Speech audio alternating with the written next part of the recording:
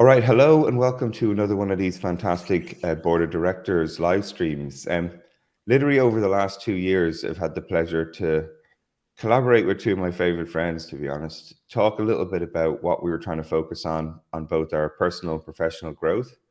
And doing that was so much fun. Gib actually had an idea that we should not just talk to it ourselves about it, but share it with the world. And doing that over the last number of weeks, months, years almost now at this stage has got lots of reaction from people that really enjoyed doing it. So without further ado, I'd love to welcome my two great buddies, Melissa Perri and Gibson Biddle. So how are you doing? I'm very good today. My keyboard is wine free. Absolutely. Mine is not. There was a dramatic entrance about 2 minutes ago.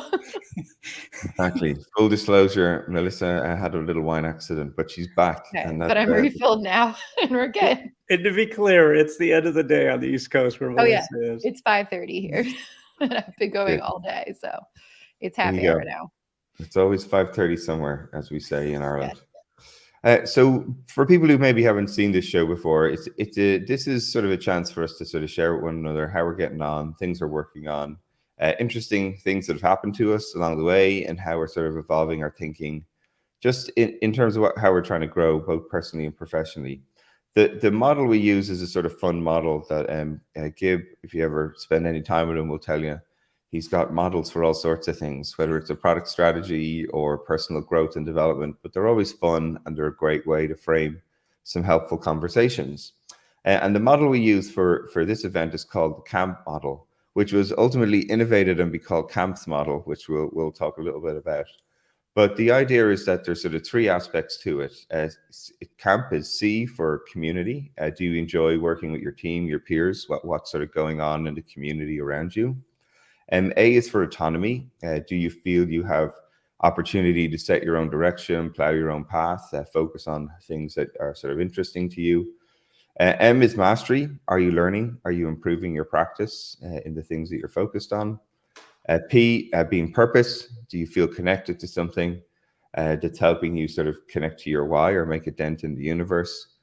And then we added S. I think Melissa had this notion of scale. Like, are you actually getting leverage for your time to reach more people, to attack your mission more further if it is?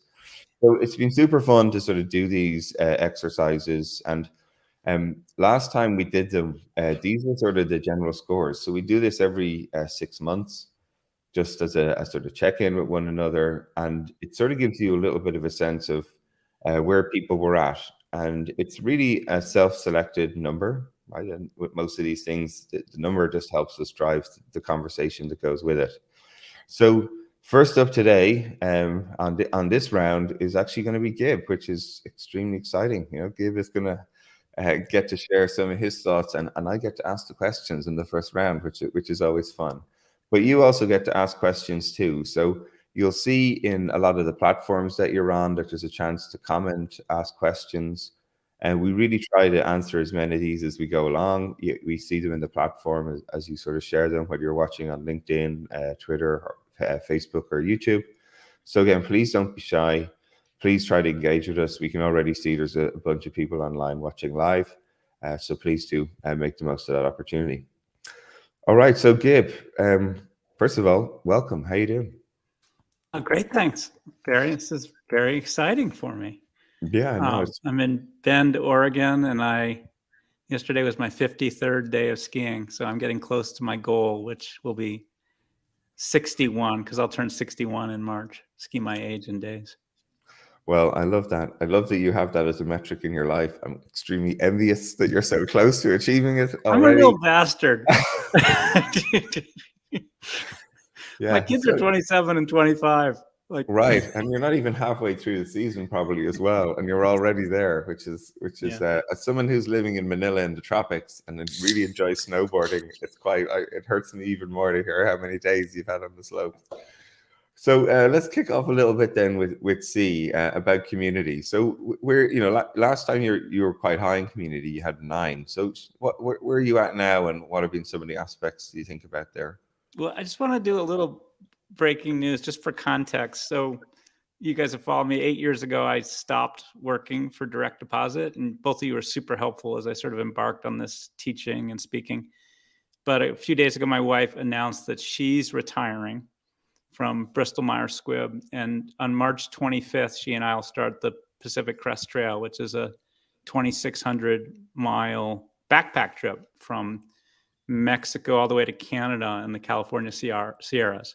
So that's now public because Kristen announced her retirement.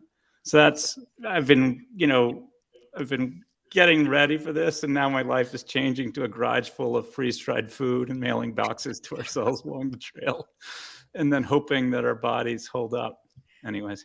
That's cool. I thought you were doing that earlier. That's awesome. Yeah. No, and this is a big snow year, which makes it hard. So right now there's 20 feet of snow near Whitney in the Southern California, near Whitney's big ski area that the LA peeps go to. Anyways, we'll go like 400 miles north or 600 miles north, and we'll skip the Sierras and then hike all the way to Bend, which is where I am right now, and then go back to the Sierras starting in August.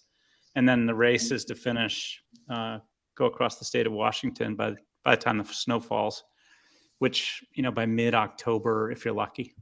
Anyways, by virtue of the fact that we're both 60, well, like, it's a whatever. Like, if we have to see some next year, that's cool. Anyways, so that was the context. Now I'll answer the darn question. You ready? See if I'm ready. I was looking at our scores. I feel like I'm the easiest grader, which is probably likely, or I've really enjoyed what I've been doing the last 8 years. Community, I put 8. And that's actually my lowest score. I feel super engaged with the community of product leaders all over the world, but I feel like I haven't done enough to really mechanize that. Like, as a role model, Lenny Rachitsky with his Lenny's newsletter is a great role model about really building a community to engage the community, right? And of course, I've drafted that. I've done talks and workshops to all this paid newsletter peeps. But in my whole career, I've never been that great at the social and community aspects of the product work that we all do. And so, is that, like, just to elaborate a little bit there, Mark, because you're very visible to people, but are you talking about the mechanisms of creating a community that you're managing yourself, that you're connecting with regularly? What are you thinking there? Yeah, I mean, I think it's largely a byproduct of the way that I most like to do my job as a teacher is through talks and workshops. So that really limits me to, it's me for an hour or 2 or 6 or 8 or 12 or 16 and the audience that I have. And so, whereas writing, you can dent further, but the next thing is I'm still very much a one-person company. The reason I brought Lenny up, I think he likely has some employees per se, but he also has people that are very engaged that work for him and the community for free. And that's the part that I never quite took on, which would have given me even more leverage. Having said all that, my goal for the last year is to work a day or 2 per week, which I've been very good at. And my guess is I couldn't have had the kind of community engagement that Lenny has, because I'm confident he works 5 or 6 days a week. Anyways. Yeah. Autonomy, like, I'm freaking 10. I realize you should say 10 and then walk off stage. That's exactly. Yeah. Mic drop. Later. I realize that really, I mean, if you know me, I experiment with multiple theories and hypotheses, like, about vectors of my career. I didn't know 8 years ago that this is what I was going to be doing. It was through a series of experiments. At some point, I realized what I was really doing was optimizing for flexibility. So on on a calendar week or day, just making a decision about what I choose to do and don't choose to do, or choose not to do. And, like I just proudly said, I work 1 to 2 days a week. Probably took me 6 or 7 years to figure out how to get to that place. Okay. Yeah. But I realized for me, autonomy and flexibility are almost the same. So that was cool. Oh, do you want to ask the questions, or I'll just keep going No, along? I want to. I sort of am curious, like what flexibility will look like for you now, like when you're even thinking ahead, right? Like you're going to go on this mega hike, which again I think we're all envious of. You know, what's going to be flexibility for you then? Because it feels like you might even have more of a leaning to personal time and keeping connected with, you know, your product work, and which I know you enjoy massively. It's, you know, so what are going to be some of your thoughts there? These are guesses. So, you know, I'll finish September, October, November. It'll be October, I guess. I think after that, you know, there'll be a lot of decompression. Kristen, my wife, she wants to just keep going, go to South America. Oh, nice. Yeah. Anyways, that's possible. Yeah. But to know me is to know I love skiing. So I'd probably like to spend some time in North America next winter. Yeah. On the work side, I do really like it. You know, I get energy from my talks and workshops. It helps me to age gracefully, stay current. So I think, and actually, Melissa and I were both in, I think it was Oslo. Yep. I think going forward, I'll say yes to the countries and events I want to go to where Kristen also wants to go. Yeah. So it's kind of paid vacations for Nice. us. And then on my guilt list is the quote, damn book. You know, I would like to do that. I mean, at some point as I go into my 60s, some legacy issues sort of creep into my thinking. So having a book that you quote leave behind. But I think you also know I have things on my guilt list, but I don't let them beat me up. Like I continue to have a really sucky website at gibsonbiddle.com. But it's like, shit, you know, it does what I want. I mean, I feel like you've said that pretty much every I time. know, exactly. So Yeah. far. It's a I think trope. he just knows I like winding him Yeah. up about it. I'm like, well, if Yeah. it works. Oh, but by the way, I have doesn't matter. 30,000 subscribers now. So I have 30,000 Don't fix emails. anything that's not broken. Yeah, exactly. So saying yes, you know, the virtual talks and workshops are really awesome. I actually did a workshop on Maven, and it just occurred to me if I were to continue working, I could do a product strategy workshop every month, very much on my own schedule. They provide the tools to sort of market myself. I love delivering the content. So it feels like a good pair. Having said that, I'm now on section 4 and Teachable, and I'll probably be on Reforge next year as well. Mm-hmm. And then if I were really smart or more diligent or more disciplined, I would have thought more about sort of pre-recordings. So Teachable is great because it's all recorded, but I haven't done an update. My stuff on section 4 is all new. They'll probably find a proxy for me while I'm on the PCT. Somebody to do the live components of my product strategy workshop there. And Maven, they actually kind of want me to find a proxy too. I'm like, you know, it's not about the money for me. It's about delivering, you know, a teaching experience. That's great. So anyways, we'll see. But, you know, I think the good news is when people go from full-time working on this journey of retirement towards retirement, you know, I now wouldn't know what that looks like. And I can work a day or 2 a week or a day a week or 3 days a week, whatever strikes my fancy when I finish this next big trip. So Gib, part of me also, like, it seems like in all times in your life, you're an experimenter, a learner, you know, you always go out and talk to people about it. Like, what have you been doing to sort of learn about the next phase as you're describing it, right? When you know, you've got this time, have you been talking to anyone, or are you just figuring out yourself? Honestly, I mean, and Mark Randolph was helpful. He told me a bunch of years ago about just saying yes to talks that pay him a lot of money where he can take his wife. So I've stolen that. Yeah. Melissa and I were in Oslo. I did a 4-hour walk with Marty Kagan, just talking about this stuff. It was largely about the business of what we do, but he had some good insights. You know, I often struggle with pricing because I kind of feel guilty. But he helped me to think of a model where it's straightforward. But honestly, I feel like most people, once they retire, they go dead, right? I mean, forgive me. I hope not. Well, from this world, The main thing I've learned is it's kind of similar to this model. First, everybody should have tons of hobbies, okay? Because post-work, those are the things that really motivate you. So, and of course, I have tons, between backpacking and skiing.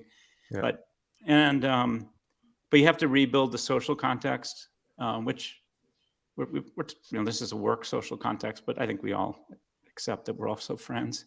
Yeah. Totally. You have to have a purpose, even in retirement. You have to have goals. You have to be learning new stuff. Like in the last year, I've learned a lot. I've gone from a newbie backcountry skier to adept. I just came back from a week heli skiing in British Columbia. I'm going to do a week off at the grid backcountry in 2 weeks. It's kind of crazy. So I'm still learning stuff. That's hardcore stuff, Gib. Like for people who mightn't understand skiing, like that's intense. Yeah. Yeah, I'm a little freaky. And then the money thing. I mean, I sort of slowly learned to let go of my boy ego. My boy ego, to feel like you're creating value, you have to have a high salary. I'm knowledgeable of that, but I've kind of figured out a way to prove to myself I'm creating value that's not quite as money focused as most. And then, it's better to make money the way we all do, dollars per hour, but also have options in companies. That's really the way you would build wealth. And at this point, I'm, all of our kids' educations are paid for. And so we just cross our fingers on health issues. So that's what it looks like. Well, you're doing the exercise to give yourself a best shot at that. So that's always good. All right. What about, mastery, purpose, scale then? Yeah, mastery, I feel very comfortable and confident about my talks and workshops. I mean, I've innovated like crazy, experimented like crazy, this combination of Google Slides and Slidos and 2 monitors and chat. And so I've learned a ton.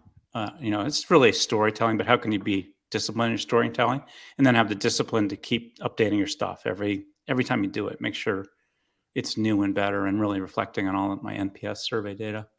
Yeah. Purpose. I mean, it's unbelievable to me how hard it is to be a product leader, and the fact that everybody has to keep learning new skills forever. Like our brains are like frying on a pan right now as we oh my gosh, what is AI? How does it change our thinking and our jobs going forward? And then scale. I sort of brought it up. Forgive me. I gave 9 for mastery and purpose, and then scale. I gave it an 8. That's sort of in keeping with my comments about community. I haven't been really quite smart enough to get leverage from. Some people call it super fans. I mean, I have super fans, but I haven't really engaged them to help me do my job, right? Yeah. Which I think, again, Lenny, as role model, has done a great job doing that. He's also 40-ish. So I think he's willing to work 5 days a week, and he works his ass off, and he's smart, and all the power to him. I think it's always interesting, right, to think like this. And like, would you call on that community to help you with some of the tasks? Like, is that interest? Like, have you not done it because you don't want to do it, or have you not done it because it feels like extra work? Like, could you work with these people to create things? I sort of believe that it's not quite in my skill set. That's kind of what I think. But the other thing that you like, for instance, if you look at the legacy at Netflix, like Netflix has never done particularly well in social. I can't say I did a great job with it at Chegg either. So there's something about, and having said that, I'm obviously highly social. But I also think I just didn't choose to focus on it that much. I wasn't that worried about operating with leverage, right? Yeah. So, I mean, if I were trying to make millions or billions of dollars, I might exercise more on that front, right? I might have started one of these ed tech platforms. It's just not interesting to me as I try to work 1 or 2 days a week so I can do a lot of other stuff on the side. Yeah, no, it's great. It's great to hear the thinking. So what else? Any more surprises you want to announce that you're all now going on these amazing trips all around the world and still enjoying yourselves? Like you fitted out the house. I mean, in honestly, it's my wife is a planner. She is not a procrastinator. I am a procrastinator. Like I have to wait till the anxiety builds, like, and it's last minute, so I'll just freaking do it. So we're opposite styles. So, Great. she, her vision is everything will be ready to go a month before the trip. And rather than say that's just crazy talk, I'm just like, okay, I will do my best. You can see why you stayed married a long time, Gib. That's good. I think it's like 32 years. Well done. I try to feel her anxiety and let that motivate me. So Right on. well, we have in each house, we have Burlingame and Ben, we have 25-year-olds living in our house that sort of take care of the house a little bit. And Duncan is the one in Bend, and every day packages come in and he's like, I feel like I'm living with a bunch of, people who are planning for the end of world. All the freeze-dried food coming into the garage. Oh, that's so funny. Yeah. You're like a prepper now. Yeah. Oh, prepper. That's it. Yeah. Anyways, someday I'll talk and write about, how to age gracefully and coast into retirement. Right now, for folks, just have lots of hobbies, lots of things that interest you outside of your work. Yeah, it's great advice as ever. Fantastic. All right. Well, thank you for sharing all that, Gib. It's somebody to hear. Right, Melissa, you get to ask me the questions now, which is always fun. Alrighty. And then Gib gets to chat to you. So, do you want to start with any general updates before we dive in? I just loved hearing those. Yeah. Yeah, no, they're great. Yeah. So I think for many people, they might not be aware that I now live in the Philippines, in Manila. Yep. I'm celebrating 1 year having left San Francisco a year ago to come and live here. My wife works for the World Health Organization. That's what brought us here. And it's been an amazing experience. It's my first time living in Asia full time. I've now pretty much lived in every continent apart from Africa for long periods of time, which has been super fun. It's a different culture. It's a different way of life.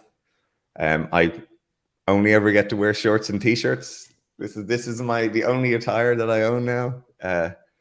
I do, as I say, feel envy when Gib is talking about going skiing. I know I dream of going up to Japan and go snowboarding more, which hopefully I'll get to do more of.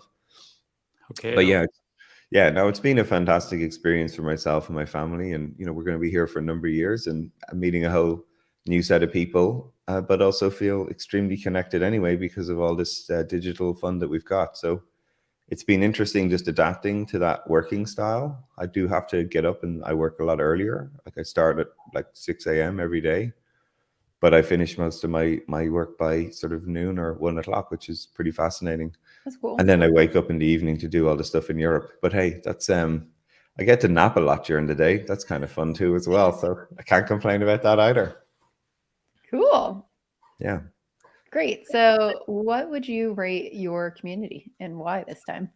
Yeah, so last time I was 7, but this time I put down 8. And the community is really fascinating to me because I've started this venture studio called Nobody Studios. And over the last year, I think this is our 2nd year that we're really sort of operating in anger. And now more and more people are starting to join the company. And I think we've people now in, I think at 17 different countries all around the world. And it's been really good. It's been really fun to actually, build a team like that, which has been fascinating. But it's really hard. Startup life is extremely tiring. I get tired quite a lot. But one thing that's been great about that group as well is that people really care for each other's energy. They recognize when you have been going at it for a long time, and they actually encourage you to take an afternoon off or take a day off or take work off your plate. And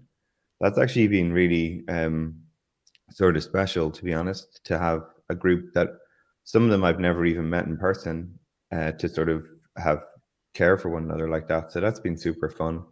Plus just meeting all these people in all over the world in different locations and somehow coming together to build some crazy stuff together. So that's been pretty fun. And this is the first time you've been part of a team like this since you left ThoughtWorks, right?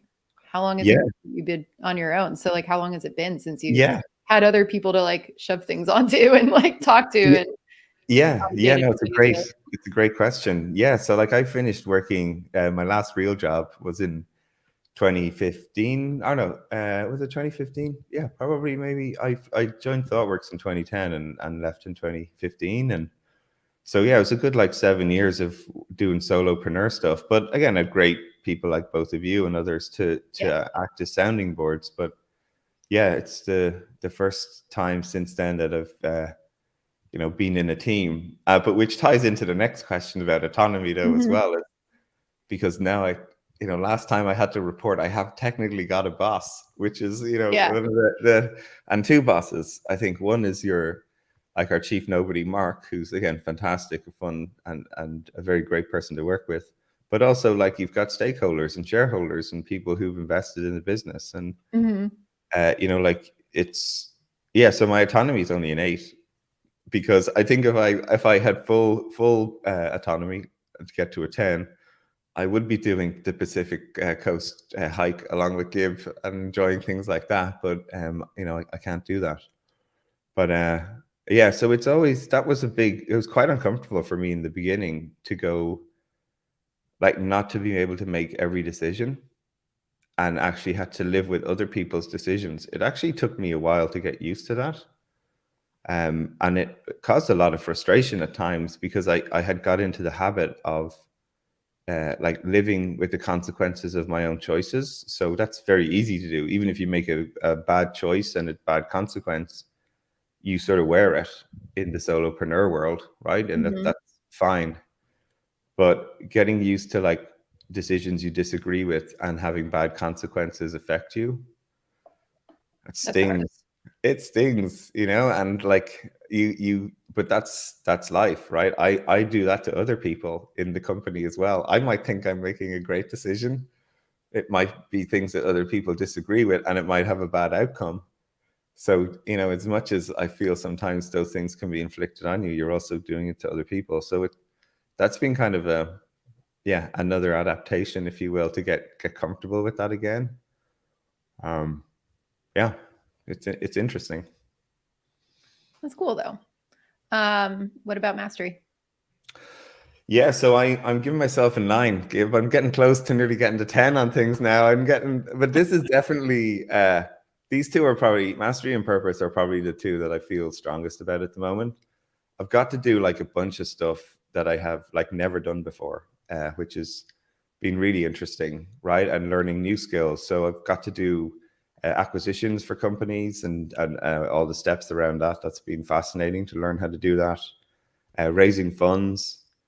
My God, if there's anything for all you entrepreneurs out there, I'm just giving everyone a big hug. If you've got to go out and ever raise capital, especially at the moment, you can do it. It's really hard, but I think it's a huge learning experience about people and how to do that. The equity crowdfunding we've done and running at the moment has just been fascinating, like how you can actually create a crowdfunding campaign and then actually offer equity in your business to people. That was a fascinating experience. We launched it on Republic. So go to republic.com/Nobody Studios and you can own a piece of our studio if you want, anyone listening. And then like building systems to scale startups has been also super fascinating, like building a product development approach that can help us scale our studio. We're trying to grow our portfolio 50% year over year.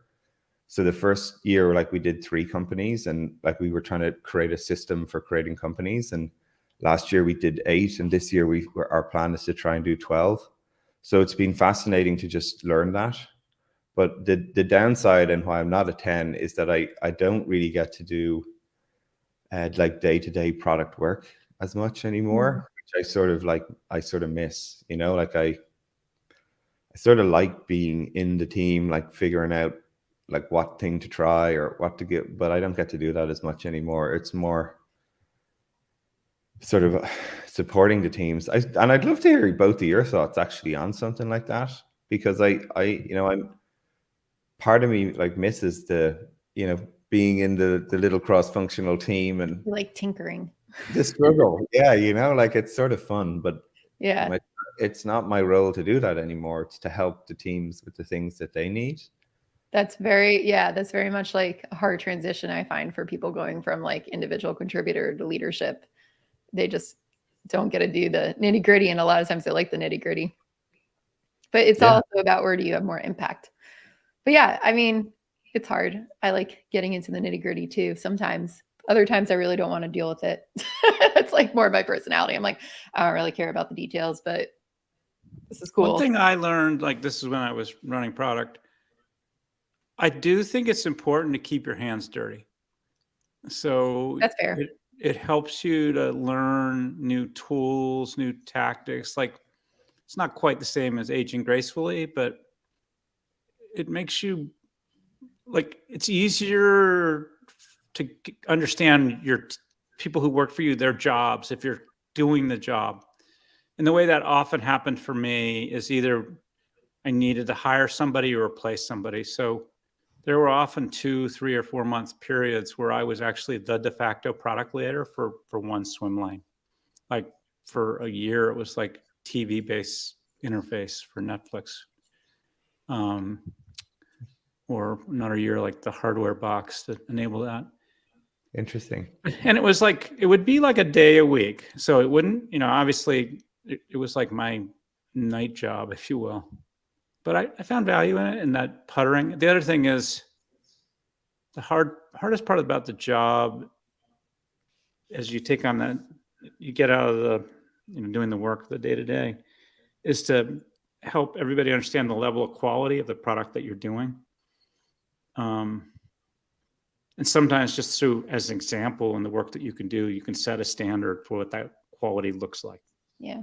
So I find it's like the way I look at it when I'm working with teams is like, if the person's capable or just needs like a little coaching, I can coach them and we can work through problems together. So that keeps me close to what they're doing things with. But then there's other cases where, like Gib is talking about, where things are going to fall through unless you pick them up. And then you have to step in and kind of demonstrate what good looks like so people know how to follow. And that's usually when you don't have enough capable people around you to like step in and help out. So I think there's moments of that. I do agree where it's like, you don't want to go too long without doing anything. Otherwise you forget how to do things, right? You forget how to like be able to do stuff. And I think it's one of the dangers that always like gets me about consulting and why I really liked doing the stuff with Insight, or why I go a little deeper now with like advisory stuff, because I want to help put together some things so you don't get rusty. So that when it's like, oh, when was the last time you put together a product strategy? I could be like last year instead of like 20 years ago. And I think that's important. I think a lot of people who are like in my position or Gib's position, like probably haven't done anything for 20 years. They probably haven't put together like a product strategy in 20 years. So I always try to balance my work with like enough stuff where I'm actually doing it and then advising on it, but enough with my hands in it so that I don't forget what it's like, and I don't distance myself and unempathize with the people who are actually doing it too, which I think is a danger.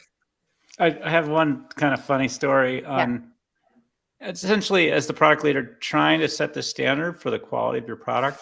So my first year at Netflix, which is like forever ago, 2005, I got 40 emails, 40, from Reed Hastings, the CEO. They're always labeled the same thing, minor.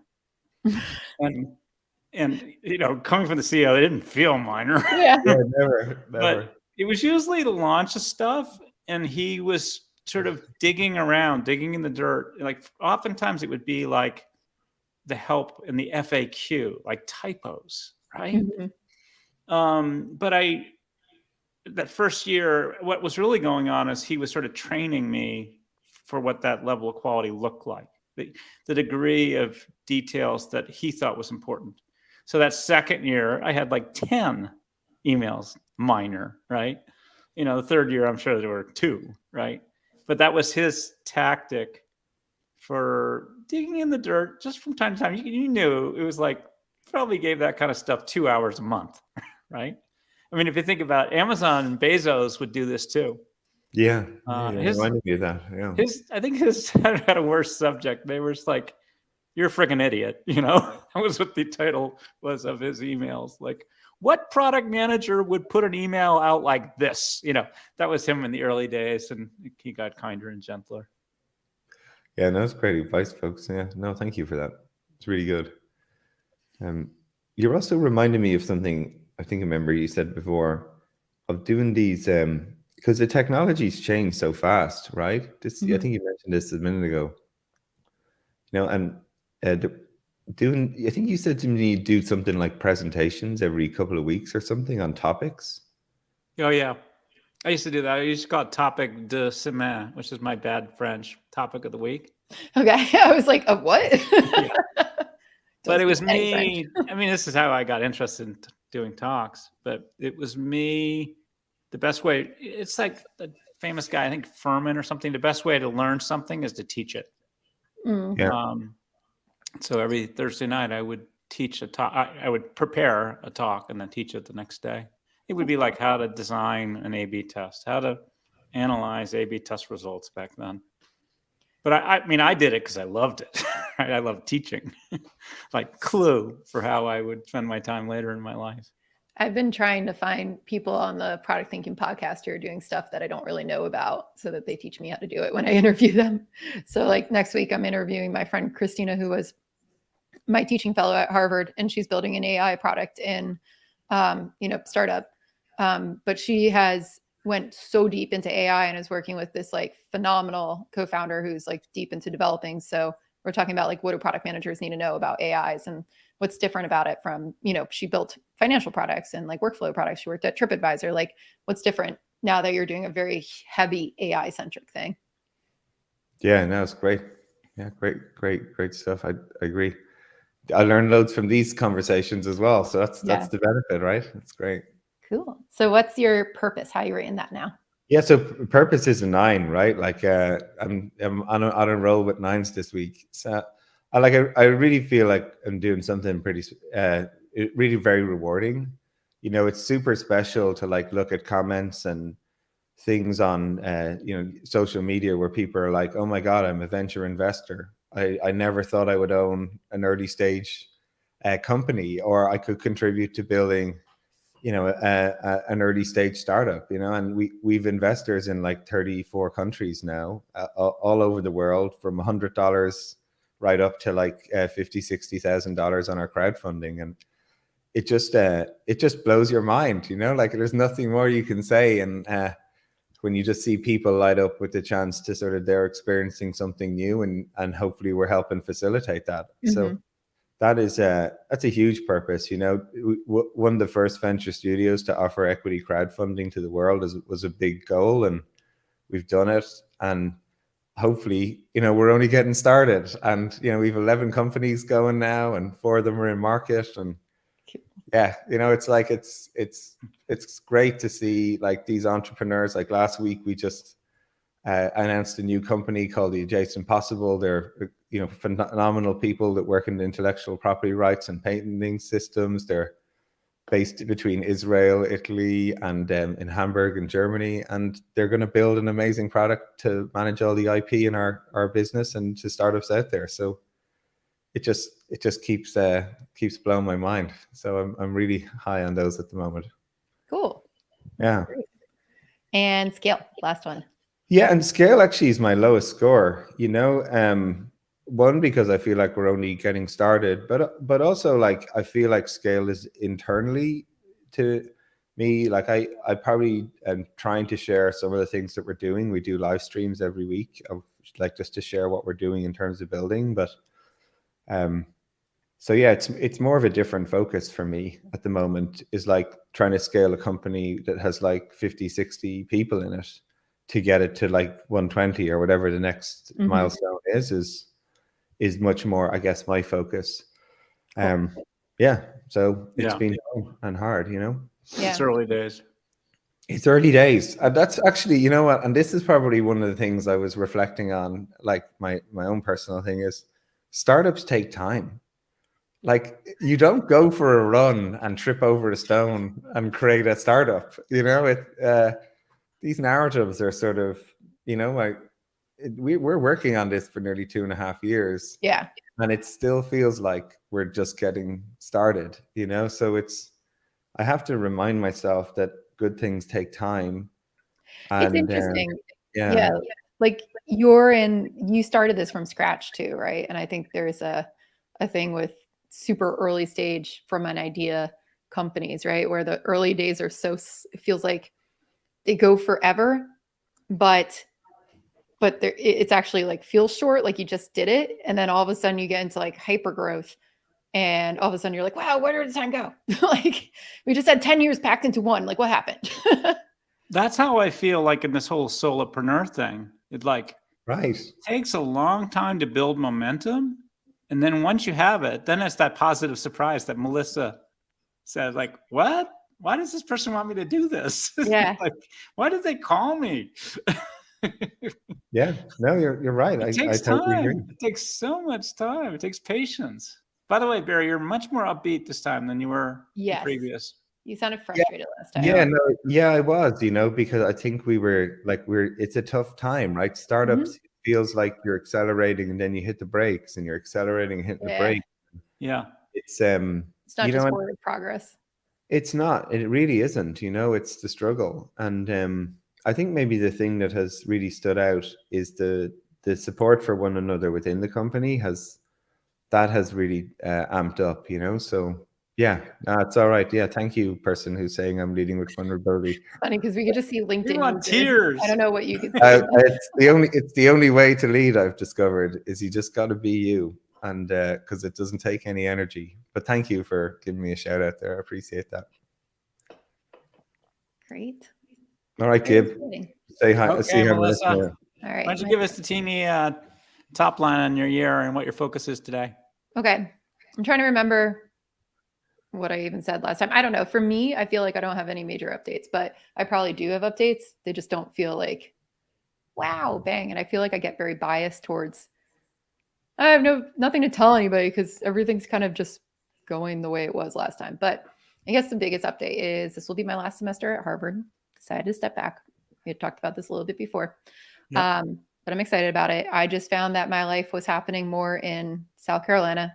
I didn't really want to be in Boston. So I chose to step back, and everybody was very cool with it. They're extremely supportive, but I'm excited because that means that I don't have to spend my life in Boston. It just wasn't for me for right now where I'm at this moment. So that's kind of my biggest, but I am finishing out this semester with a bunch of independent projects with some really great students and helping out wherever I can, doing some product management workshops around the place. So that's kind of where I'm at. Going forward, concentrating on basically Product Institute, CPO Accelerator, swimming like normal. I found some really good, I guess, like if we're talking about purpose part, but like some good purpose in connecting people with good opportunities that I've known. And I've been able to, now that I've been like known a bunch of people, worked with a bunch of people along the way, I've been able to be like, hey, they're hiring like a CPO over there. Like you should talk to them. And it's worked out really well in many cases. And just being able to do that for people makes me feel really good. So I've been getting really excited about that. And I don't really want to be a recruiter or anything, but I've just been happy to like connect people and have it work out well, or, talk to people about like why things haven't worked out in their situations before and what they should be changing. So I've been doing some of that. I don't do coaching, but I've just been doing it for the people that I know. I guess what am I focusing on now? One of my big things is I'm trying to do an advanced course on Product Institute. So that's going to be my big focus this year, is to get, it's taken me a very long time to figure out how I would teach something. And I feel like I finally got to what I would do for that advanced course. So that's where I'm pretty much focusing for this year after Harvard is over. Treat me like I'm stupid. Do you have employees these days? Or are you I have a bunch of solopreneur? Go ahead. Yeah, I have a bunch of freelancers.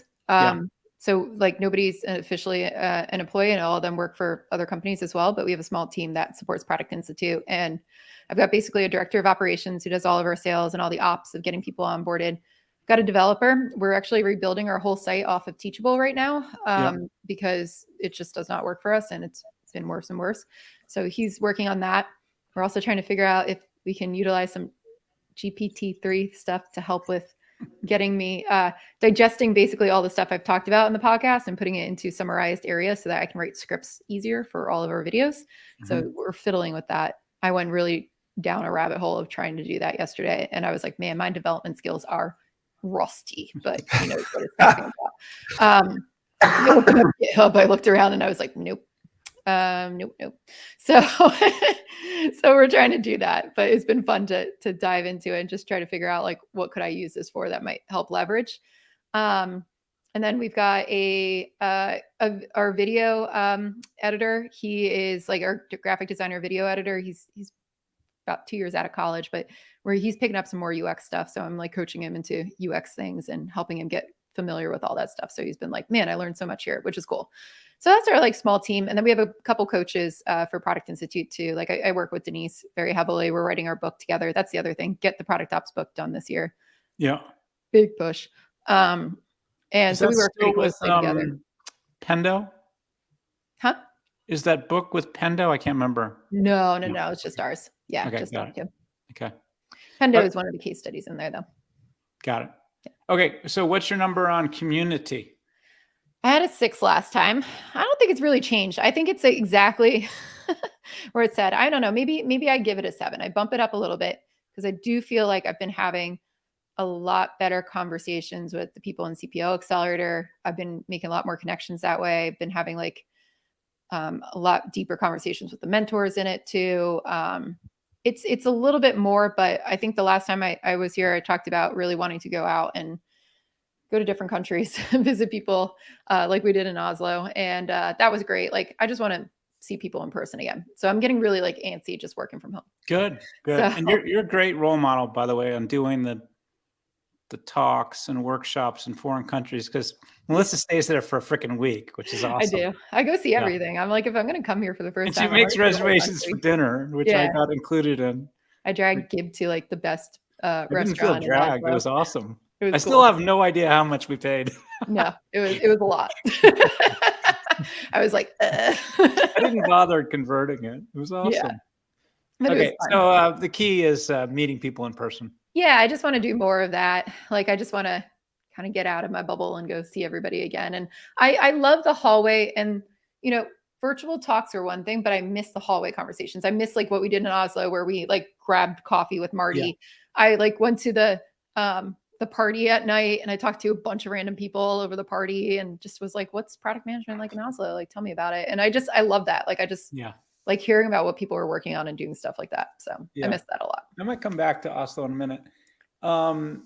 So we know, like, Melissa and I, like, we've got a lot of freedom, a lot of autonomy. So what was your number, Melissa, for autonomy? I had 8 last time. I'd probably put 9 since I am going to be a little more flexible on it. I feel like it's not quite a 10 because I do have a team that I have to keep going from Product Institute perspective, but at the same time, I'm leading it. Yeah. I'm like, it goes whichever direction I want it to go in.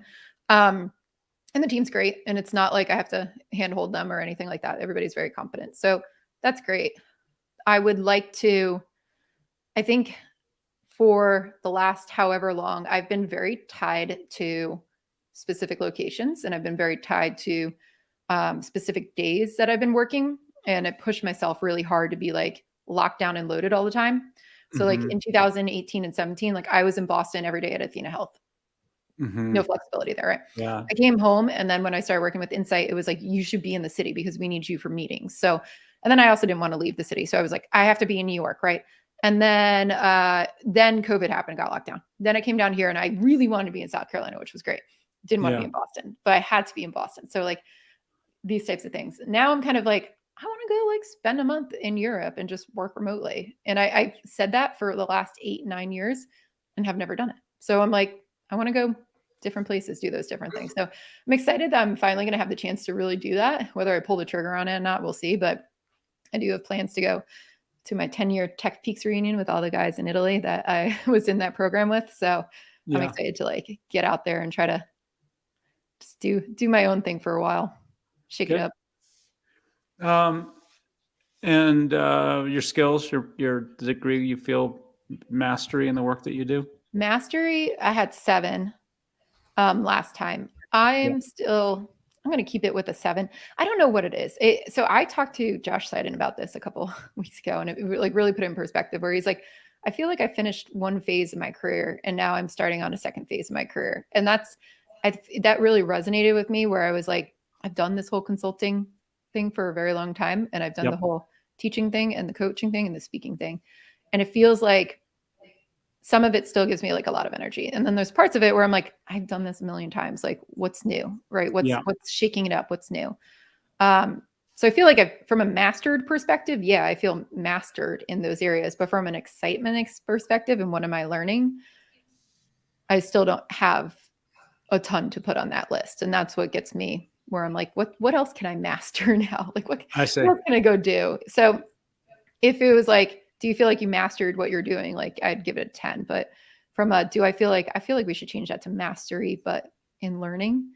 Because like I miss learning, and that's what's driven me my whole life, is like, ooh, this is cool. I don't know what that is. And every single thing I've ever done in my life, I felt like I gained so much knowledge. And right now I'm like, I'm doing the same things I've been doing for a very long time. So there's not a lot of that in there.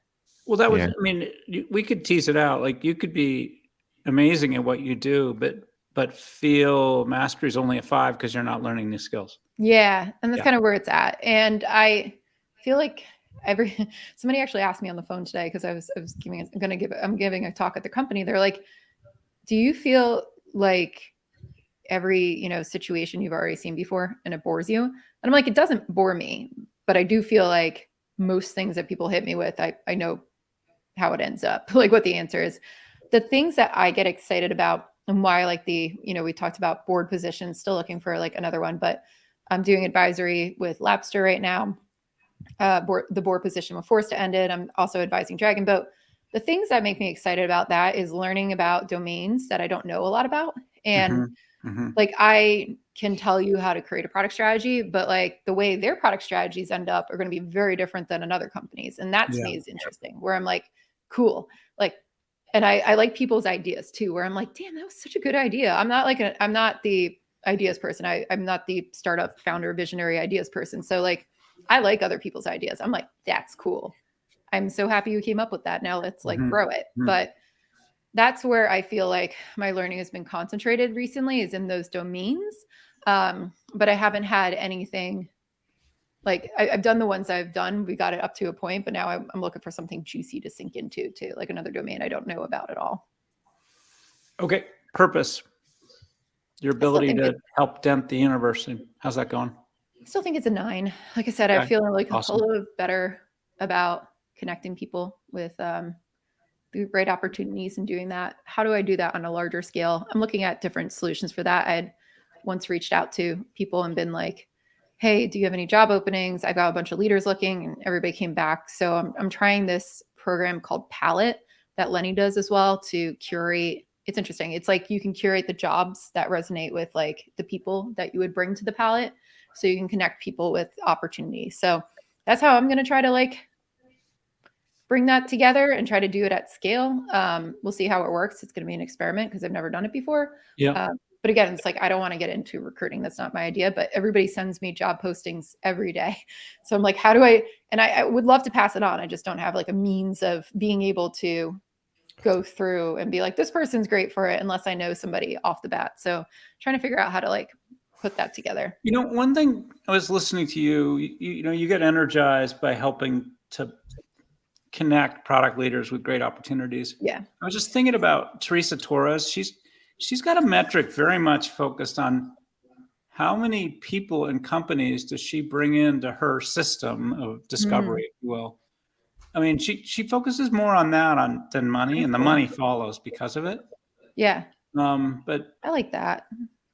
I would just think, because your eyes lit up when you talked about connecting these product leaders, helping them to find that great opportunity where they get to dent the universe. I mean, I feel like part of all of what we're doing is we're helping other product leaders to dent the universe. Yeah. How do you measure that? That's a good question. I like that. I kind of like that idea of that metric, thinking about it. I feel like the more, and this is why I teach, is like the more I can help people do this job better. Yeah. the more I set them up for success in the long run, the more I set up the companies for success. Like, to me, it all snowballs, and that's why I teach. Like, I like teaching, but I like the impact that teaching gives. Well, more I think that, a couple other things. Like, I think I can feel the sigh of relief when you stop teaching at Harvard. Yeah. And then you're very tied to geography. Like, you love being in, are you in North or South Carolina? I'm in South Carolina right now. South Carolina. You know, you love going to Norway for a week or Portugal for a month, right? Yeah. So keep structuring your work around those things. That's what I would like to do. So I've been getting like slightly frustrated because like a lot of conferences, if you have a conference and you do pay speakers, please reach out to me because I will travel to anywhere cool. So I'll put that out there. But there are a lot of conferences that are finally coming back online, but it is still, you know, pay to get here type things, and we don't pay speakers. And it is part of my job. So I do have to make sure that if I'm going to go across the world for, you know, like to give a talk, and especially if that company is making money, I help community events out. If I'm in the area, I'll go do a community thing. But if you're going to make $1 million off your conference and you don't want to pay me, that's where I draw my lens. So like, I've been getting a lot of outreach and I got really excited about it, but I keep getting we don't pay any speakers thing. Well, I cracked that code. If you recall, I've some years I've done 100 talks or workshops. Yeah, I remember. Much, you know, do not do that. You'll have real problems with your voice. Drink a lot of water. But last year I did 40 things, and only 3 were free. Yeah. Yep. It worked great. And that's what I typically do too. And the when I was starting out and first started speaking, it was very much like I would, if you paid for me to go somewhere cool, I would speak, and I grew the name. But at this point in my career, it's like I have to do it for a fee, which also helps slim down the opportunities. But we're still in like post-COVID world. Where if you ever need a pep talk on this, talk to Near Isle. He's a real shark. Okay, he reminds me he hasn't paid for all of his kids' college, et cetera, which, you know, I have. And then more grounded, that, you know, Marty Kagan and I had that 4-hour conversation. Yeah, all Marty and I talked about was pricing. Yeah. He was super helpful to me and very specific, basically convincing me I work for dollars per hour when I'm presenting. Yeah. And I get that. Make sure that's a high number. I get that. And I throw it out there. It's just that a lot of people don't want to pay it. So, well, that's where the patience and momentum comes. Yeah. And right now I'm like, I want to go somewhere. So I'm like feeling frustrated because of that. But I'm also never did this before because I worked myself to death for the longest time. I never just went on my own. And that's what I'm really making a push to do, is like just go where I want to go this year, work remotely from there. And if I happen to be close to a place where I can give a talk, and I'll do that. Right. Like, you know, but it's, I'm just trying to think about what I want to do first rather than I always made it where the conferences led me. So this time I want to go where I want to go. So that's, I used to do the same thing. I used to do product tank talks wherever I happened to be. Yeah, exactly. And it was great because you, again, meeting those people creates the connection for you in person. Yeah, it's fun. And then you get to hang out with people while you're there, which is cool. So I always enjoyed going. And that's, if it's on your agenda, that's okay to do for free. Yeah, exactly. Yeah. Where's on your list, Melissa? Where are the places you want to go? I'd love to go to Lisbon again. I do have a lot of friends in Lisbon, so I'd like to go visit them. Want to go back to London. So my big thing too is I want to go see friends I haven't seen since before COVID. So London, Scotland's high on my list, Lisbon, and then I'm going to Italy in August, but would always spend more time in Italy if I have to. Spain would be great too. I'd love to go to Spain. That's another thing. I'm trying to translate Escaping the Bill Trap into Spanish. I got my rights back from O'Reilly to do that. So that is also happening right now. Cool. Hey, Jose wants to know what restaurant we went to in Oslo. Ooh, Maemo. Yeah, I wasn't sure I could say it. Yeah, Maemo. Yeah. Great. Amazing. That's great. With a very low-key entrance, right? The entrance. We were like, is this it? It's got a little tiny plaque this big that says it. It's like 3-star Michelin restaurant. Maemo. Barry, do you want to bring things home for us? Yeah. So well, first of all, one of the most important things of doing all this is getting feedback, right? So the whole point of sharing, hopefully, our own stories with people is in a way to like encourage folks that everybody has problems. We try to talk about them in the open too, and hopefully they inspire and give you a little bit of help. This was one of the ultimate hacks that Gib, the experimenter, figured out, that the best way to actually get feedback when you're even doing a talk, people out there, and I've experienced this for myself, the best way is to actually create a QR code so people can scan it with their phone. So you may have seen Gib take out his phone there, and one of the things I've had to practice better at is asking people to please give us feedback, right? If you actually go Gib's Survey Monkey, he's probably got 7,458 Survey Monkeys from every single talk he's ever given. 1,200.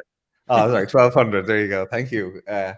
So please give us feedback. It really encourages us to keep doing this and sharing it, but also it helps us tweak little things. So one small tweak from this session has been to actually put the C.A.M.P model up and show you our scores. So thank you very much for doing that.